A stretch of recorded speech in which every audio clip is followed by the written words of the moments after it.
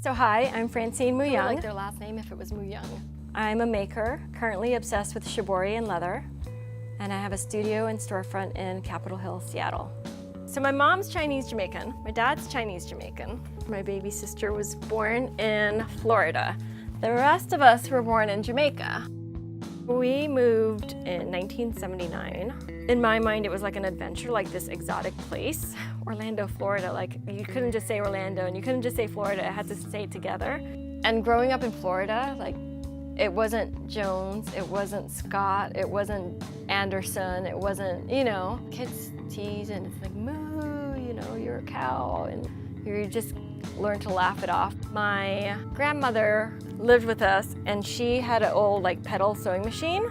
And so she always had a little basket of scraps, and I would start to take that and sit next to her while she sew, and she would show me how to sew. So I'd made Barbie doll clothes all by hand.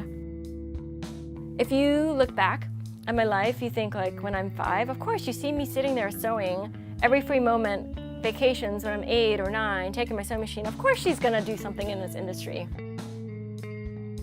I think I have a degree in business management from University of Alaska. I have an accounting degree from University of Guam. I have hospital healthcare, elementary education.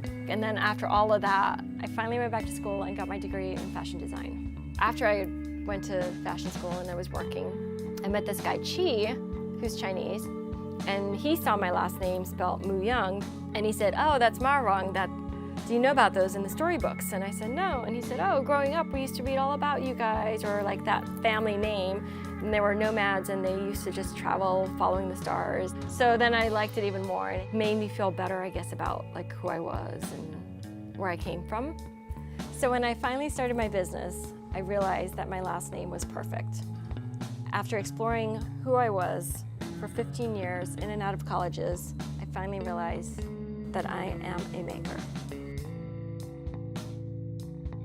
A lot of people will ask me, what do I do with the leather? But when I work with the leather, touch the leather, play with the leather, start to just work with it, it tells me what it wants to be shaped into or how to fold it or how to dye it. I tried to have one day a week where I would just play.